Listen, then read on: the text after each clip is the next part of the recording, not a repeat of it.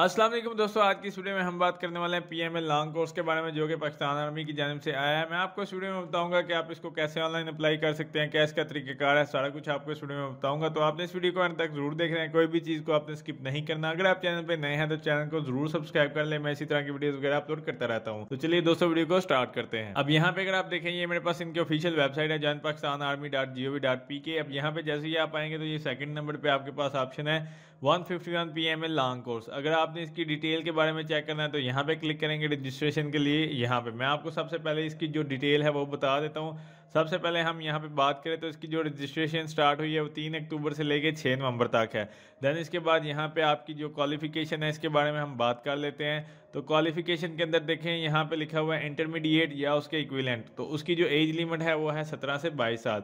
अगर आपने ग्रेजुएट की है 2 साल की यानी ग्रेजुएशन है तो उसके लिए आपकी एज लिमिट है 17 से 23 साल। अगर आपकी ग्रेजुएशन 4 साल की है तो उसके लिए एज लिमिट है 17 से 24 साल। अगर आप सर्विंग आर्मी सोल्जर हैं तो 17 से 25 साल होगी। देन इसके बाद यहाँ पे ये जेंडर जो है ये मेल के लिए सिर्फ है। उसके बाद जो है मार्शल स्टेटस में इसमें जो है अनमैरिड होने चाहिए। देन यहाँ पे अगर आप देखें एफए और एफएससी के जो एकेडमिक रिक्वायरमेंट है उसके मुताबिक एफए और एफएससी के जो नंबर्स हैं उसके बारे में, तो सबसे पहले जो है आपके मिनिमम 55% मार्क्स होने चाहिए एफए या एफएससी में।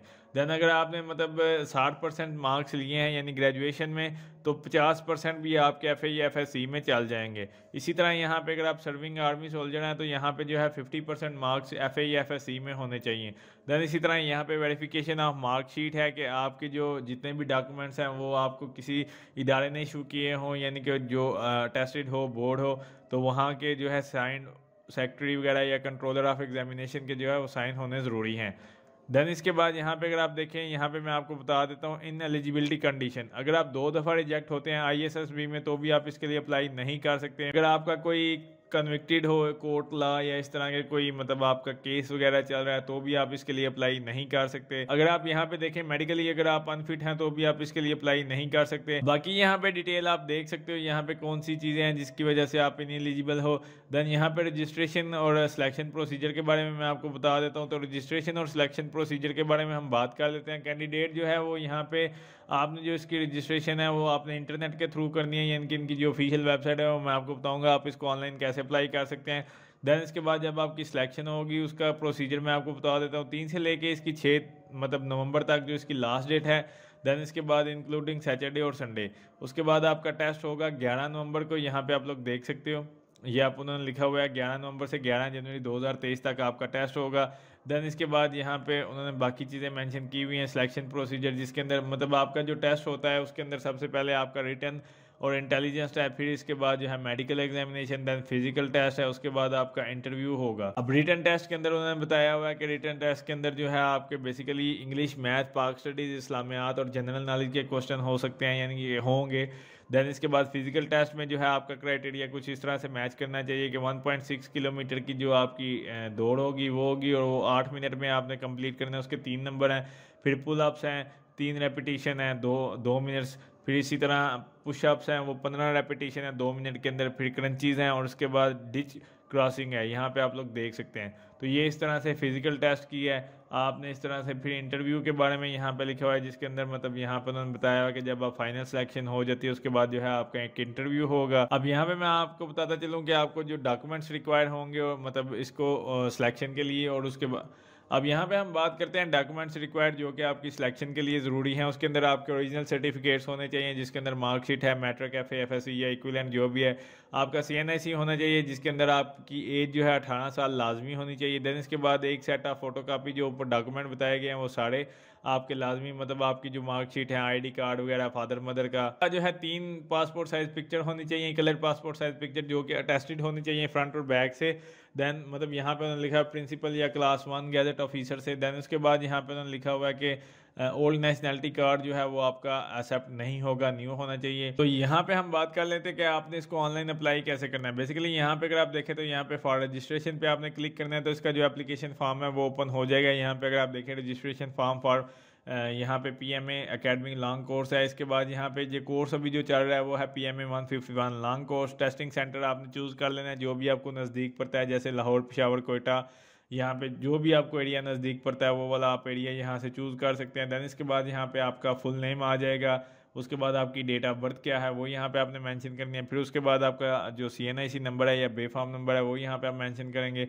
उसके बाद दोबारा आपने CNIC नंबर लिखना है। फादर का क्या नेम है, फादर का CNIC नंबर लिखेंगे। फादर क्या करते हैं, मतलब अगर कोई यहाँ से कोई काम है, मतलब सर्विंग नेवी है या कुछ भी इस तरह से, या गवर्नमेंट जॉब है, प्राइवेट जॉब है, या बिजनेसमैन है या कुछ भी, तो वो यहाँ पे आप मेंशन करोगे। फादर के जो प्रोफेशन है यानी कि जो भी उनका कारोबार है उसके बारे में उसकी डिटेल देंगे। फादर का अगर तो वो सर्विंग है कोई, मतलब इस तरह से गवर्नमेंट के ऑफिसर हैं, तो फिर उनका रैंक आ जाएगा या उनका जो फादर आर्मी नंबर है। अदरवाइज जो है आपने इसको छेड़ना नहीं है और मैंडेटरी क्वेश्चन भी नहीं है। देन उसके बाद तो ये भी उसी वक्त आएगा कि अगर वो अभी हाजिर ड्यूटी हैं या इस तरह से आर्मी में, नेवी में या किसी भी फील्ड में इस तरह से। देन उसके बाद अगर आपके फादर इसी तरह से आर्मी या नेवी में है तो उनके पेरेंट्स के जो यूनिट्स हैं वो यहाँ पे है। फिर फादर स्टेटस यहाँ पे आपने लिखना है अलाइव। देन इसके बाद फादर की इनकम मंथली कितनी है, लेस देन 25,000 है या मोर देन, जिस तरह से भी आपके फादर की इनकम है।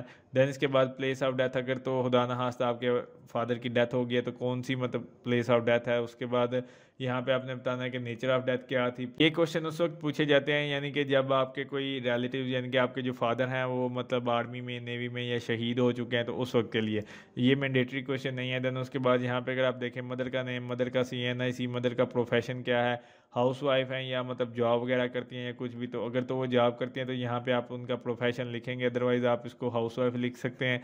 देन यहाँ पे अगर तो वो आर्मी या इस तरह की फील्ड में है तो यहाँ पे उसी तरह आपने वो सारी चीज़ें लिखनी है, रैंक नंबर वगैरह सारा कुछ। फिर उसके बाद जो है यहाँ पे सिबलिंग्स आपके मतलब उनके बारे में बताना है कितने हैं, फैमिली की इनकम कितनी है टोटल आपकी। देन इसके बाद यहाँ पे डोमिसाइल आपका कौन सा है, पंजाब, और इसके बाद जितने भी मतलब डिस्ट्रिक्ट हैं उनके सारों के बारे में यहाँ पे आप चेक कर सकते हैं, सारे इसके लिए एलिजिबल है। देन इसके बाद आपका डिस्ट्रिक्ट कौन सा है वो यहाँ से आपने चूज़ कर लेना है। देन इसके बाद यहाँ पे ऑप्शन है आपका प्रोविंस, प्रोविंस आपका कौन सा है, पोस्टल कोड, तहसील, एड्रेस, ये सारी चीज़ें यहाँ पे आपने लिखने के बाद ये मेल के लिए ही है, फीमेल इसके लिए अप्लाई नहीं कर सकते। मार्शल स्टेटस सिंगल होना चाहिए यानी कि अनमैरिड। यहाँ पे है फिर सेक्टर, फिर नॉन मुस्लिम, कास्ट वगैरह, मोबाइल नंबर यहाँ पे आप अपना डालेंगे, ईमेल वगैरह यहाँ पे आप मेंशन करेंगे। उसके बाद अपीयरेंस स्टेटस फ्रेश कैंडिडेट हो या पहले से ISSB के लिए अप्लाई किया हुआ या इस तरह से, वो यहाँ से हमें चूज़ करना है। देन उसके बाद यहाँ पे सारी चीज़ें आपने लिखने के बाद देन इसके बाद यहाँ पे आपके पास ऑप्शन है एजुकेशन डिटेल का, आपने यहाँ पे क्लिक करना है। तो यहाँ सबसे पहले आपके पास मैट्रिक है, मैट्रिक के अंदर आपने बताना है कि आपकी जो मतलब रोल नंबर है, पासिंग ईयर क्या था, नंबर टोटल कितने थे और बोर्ड किस से आपने किया था। देन इसके बाद आपकी इंटर की जो है वो क्वालिफिकेशन है जिसके अंदर आपने ग्रुप चूज़ कर लेना है कि A लेवल था, FSC था, ICOM था, DAE था या कुछ भी, तो वो यहाँ से आप चूज़ कर सकते हैं। देन इसके बाद उसके रोल नंबर वगैरह, टोटल मार्क्स वगैरह और परसेंटेज आपकी क्या थी वो यहाँ पे। देन उसके बाद बैचलर आपने कौन सा किया था, BA, BSc या 4 साल वाली डिग्री थी, या BSc 4 साल का जो ऑनर है वो किया था। उसके बाद कब आपका ख़त्म हुआ था। देन उसके बाद आपकी रोल नंबर, पासिंग ईयर वगैरह सारा कुछ, और यूनिवर्सिटी और इंस्टीट्यूट कौन सा था वो यहाँ पे लिखने के बाद आपने अगर तो कोई और एजुकेशन क्वालिफिकेशन है तो वो यहाँ पे मेंशन कर सकते हैं। तो आपके पास ये ऑप्शन आएगा कि यहाँ पे आपने इसको चेक मार्क करना है अप्लाई करने से पहले कि मैंने ऊपर जो भी इन्फॉर्मेशन दी है वो सारी ठीक है। और उसके बाद ये आपके पास हर दफ़ा जो है ये डिफरेंट कोड आएगा, आपने इसको नीचे इस तरह से पेस्ट करना है यानी कि लिखना है जिस तरह ये ऊपर लिखा हुआ है। देन इसके बाद आपने इसको रजिस्टर पे क्लिक कर देना है। तो इस तरह से जो है आप इसके फॉर्म को अप्लाई कर सकते हैं। देन उसके बाद आपको पता चल जाएगा जब आपकी सिलेक्शन होगी और आपको टेस्ट का मैसेज आ जाएगा कि आपने फ़लाँ जगह पे आके मतलब जो है टेस्ट देना है इस डेट को। तो उम्मीद करता हूँ दोस्तों आपको वीडियो अच्छी लगी होगी। अगर अच्छी लगी तो उसको लाइक कीजिए, शेयर कीजिए, मेरे चैनल को ज़रूर सब्सक्राइब कीजिए। शुक्रिया।